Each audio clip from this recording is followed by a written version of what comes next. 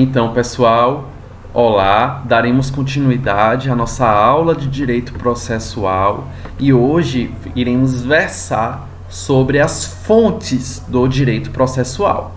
Então, para isso, é importante entender o conceito de fonte. As fontes do direito, vocês já devem ter estudado com alguma clareza, com algum aspecto mais detalhado na disciplina de introdução ao estudo de direito, mas é importante repetir aqui.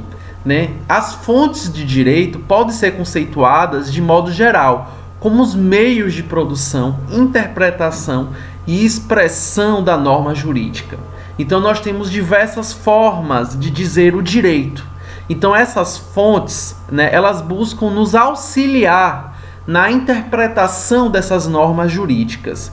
Então existem as fontes por conta da aplicação dinâmica do direito processual aos casos concretos, diante das diversas lacunas que podem vir a existir, mas o nosso direito brasileiro não admite lacunas, ou seja, em casos de provocação do Poder Judiciário, o Poder Judiciário ele deve dar uma resposta, sendo o caso dos pedidos serem possíveis, Então, o nosso Poder Judiciário, por meio do direito processual, ele deve dar respostas àquilo que lhe é apresentado.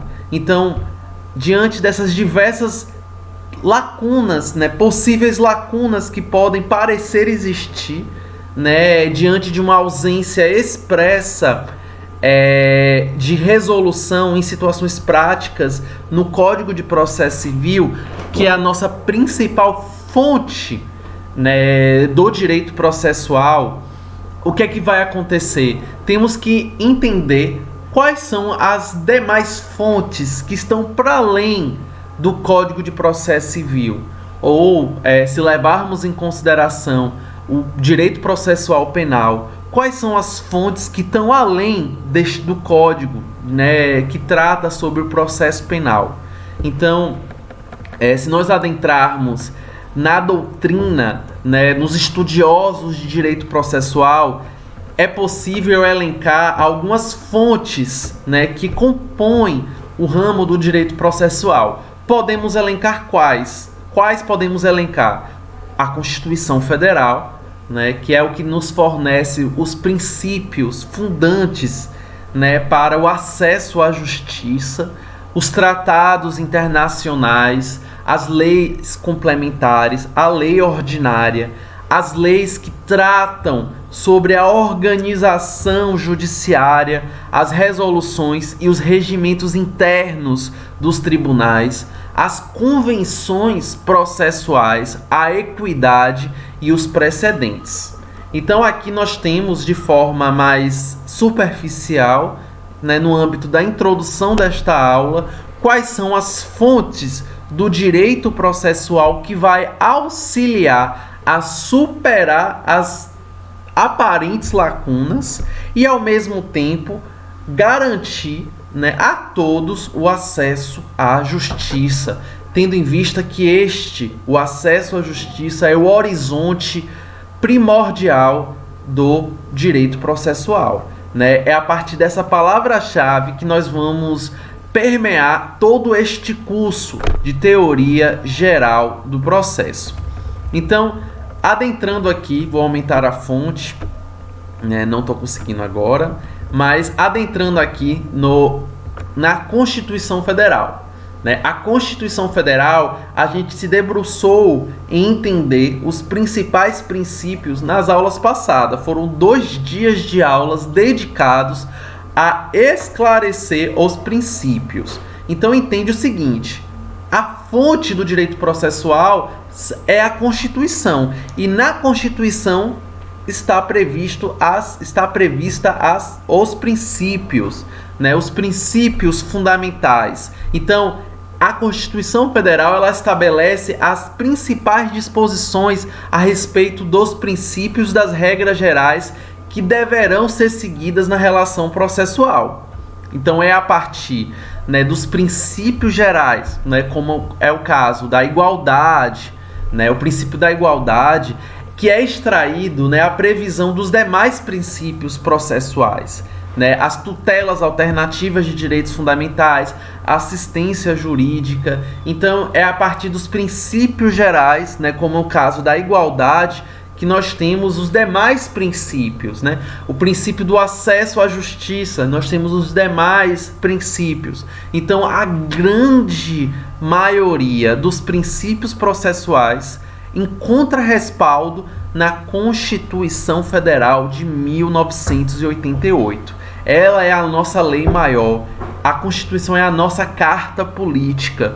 Então, diante da hierarquia que há entre as nossas normas, a Constituição Federal, ela se posiciona no topo, né? Então, lembrem, provavelmente na aula de introdução ao estudo do direito, né, o professor, a professora deve ter falado na pirâmide de Kelsen. Então, a Constituição Federal, ela se posiciona lá no topo, né, acima de todas as outras normas. É importante, né, falar nessa primeira parte da nossa aula que depois da Constituição Federal, né, nós temos também como fonte, né, do direito processual os tratados. Então, os tratados internacionais, achei aqui, né, vamos aumentar, né, os tratados internacionais, né, eles são fontes do direito processual na medida que eles são incorporados ao nosso direito interno após ser aprovado, né, por decreto legislativo, né, no Congresso Nacional e precisando ser promulgado, né, pelo Poder Executivo, pelo chefe de Estado e o chefe de governo.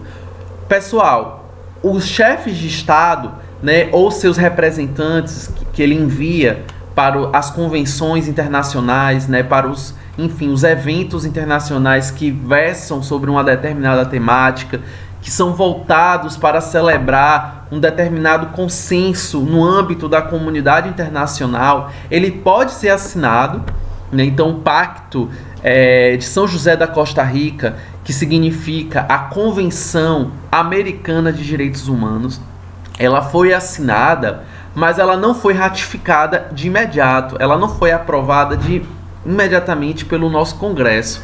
Então, algumas décadas depois que a convenção foi assinada, ou seja, a convenção ela foi assinada na década de 60 e ela foi recepcionada no direito brasileiro apenas em 1992. Então, durante esse período, a convenção ela não tinha efeito, não tinha tratamento de lei, né, efeito de lei no nosso ordenamento jurídico. Então, demorou alguns anos. Em 1992, ela foi aprovada no Congresso e ela foi promulgada pelo presidente da República, né? O presidente da República mudou de 66 para 92. Então, precisou desse movimento. Então, no caso do direito brasileiro, os tratados internacionais eles têm status de lei ordinária.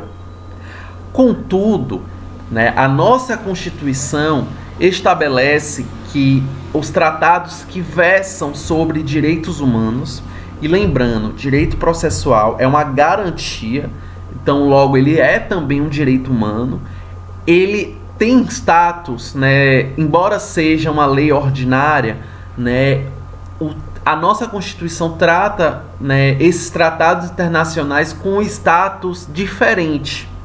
Né, é um direito humano, né, reconhecido pela Constituição Federal, então ele não pode ter, né, o mesmo status que as demais leis ordinárias. Então, diante de um conflito, né, aliás, de uma divergência que chegou ao Supremo Tribunal Federal, foi entendido, né, que os tratados internacionais eles são uma lei que tem natureza supralegal, ou seja, está acima de outras leis ordinárias, mas estar abaixo da Constituição, né? Ela é infraconstitucional e supralegal, ou seja, a Constituição Federal ela continua, né, sendo a principal lei brasileira, né, o principal instrumento, né, o principal fonte do nosso direito brasileiro, Contudo, né, ela possibilita, né, um status diferenciado àqueles tratados que versam sobre matérias de direitos humanos. O que acontece? Que a emenda constitucional que eu trato aqui para vocês, a emenda 45, ela possibilita que alguns tratados, né, sejam votados e incorporados ao status de emenda constitucional, caso esse tratado seja aprovado com o mesmo quórum que tem uma emenda constitucional.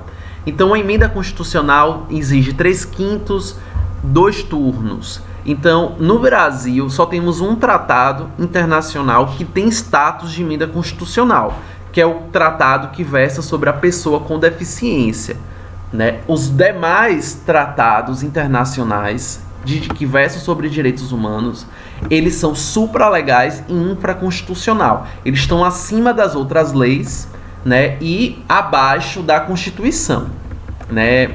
Então, observem aqui, né, que eu cito um importante instrumento jurídico do ordenamento brasileiro, que é o Pacto de São José da Costa Rica. Este pacto, ele foi recepcionado no direito brasileiro por meio deste decreto aqui, o decreto 678. Então, por exemplo, né, o decreto, ele veda, o Pacto de São José da Costa Rica, ele veda, né, ele não admite a prisão de nenhuma forma de situação civil, né? Aliás, ele veda todo tipo de prisão civil. Só que a nossa Constituição, ele prevê, né, a Constituição de 88, a possibilidade de prisões civis em casos de devedor, né, de pensão alimentícia e no caso do depositário infiel. Então aí houve o que? Um conflito, né, um conflito entre a Constituição e o Pacto de São José da Costa Rica, tendo em vista que esse pacto foi ratificado em seguida. Então, antes, né, então esse conflito, ele suscitou, né, ele provocou o STF. Então, o STF, até se decidir, admitia, né, a prisão, né, do depositário infiel. Mas diante de um controle, né, de convencionalidade, né, um controle de convencionalidade, ele submete as leis ordinárias, né, as leis em geral, infraconstitucional, ao crivo dos tratados internacionais. Então, após esse julgamento é um julgamento emblemático do STF, mas voltando aqui, após fazer um controle de convencionalidade, entendeu-se que não deve ser admitido mais a prisão do depositário infiel, que é uma prisão de natureza civil, mas que, né, embora seja vedado pelo Pacto de São José da Costa Rica, embora seja vedado, né, a prisão alimentícia, por pensão alimentícia, o direito brasileiro não recepcionou esse entendimento. Entendeu que deve sim ainda existir, né, a prisão por descumprimento, né, da obrigação em garantir a pensão alimentícia, né, diante de uma situação que é gravíssima do Brasil, né, que são pessoas responsáveis que não pagam esta pensão. Então, os tratados internacionais, eles são fontes, né, do direito processual. E aqui eu trago algumas situações em que o Pacto de São José da Costa Rica, ele foi acionado para decidir matérias que envolvem também o direito processual. Então eu tenho aqui um recurso de habeas corpus, né, em que foi suscitado, né, a necessidade de anular um processo por não ter submetido, né, o réu, né, o acusado da prisão em flagrante à audiência de custódia, né? Então aqui eu trago para vocês pesquisarem, né, que o tratado, a Convenção Americana sobre Direitos Humanos, o Pacto de São José da Costa Rica, ele é uma fonte de direito processual. Eu destaco, né, qual é o dispositivo do pacto que versa sobre audiência de custódia, né? eu trago aqui outro dispositivo, né, que também foi suscitado em processo levado ao STF, um agravo regimental em resposta a um recurso extraordinário, que buscou, né, aqui eu destaco aqui para vocês, que buscou desconsiderar uma prova por ter violado o direito ao silêncio. O direito ao silêncio, ele é tratado também no Pacto de São José da Costa Rica, né? E aqui, mais uma vez, eu trago mais duas situações para vocês pesquisarem, né, e aprofundar nesse envolvimento entre o Pacto de São José da Costa Rica, os tribunais superiores e as fontes processuais. Então, observem aqui um habeas corpus, né, em que foi impetrado diante de um desacato, né, ao funcionário público no exercício da sua função e em razão, né, durante o exercício ou em razão da função que exerce. Então, está previsto o desacato ao funcionário público no Código Penal, artigo 331. Né? O habeas corpus suscitou, né, o caso do artigo 13 da Convenção Americana, dizendo que essa previsão ela viola a liberdade de expressão, só que o STF entendeu que não viola, né, a liberdade de expressão, o desacato, a previsão do crime de desacato ao funcionário público no exercício da sua função. Né? Então, se alguém, né, desacatar, né, funcionário da UEG, docente, servidor técnico ou pessoal da limpeza, pode ser objeto, né, de uma ação por desacato, uma ação criminal. Né? Então, aqui eu destaco e encerro, né, esta primeira parte da aula.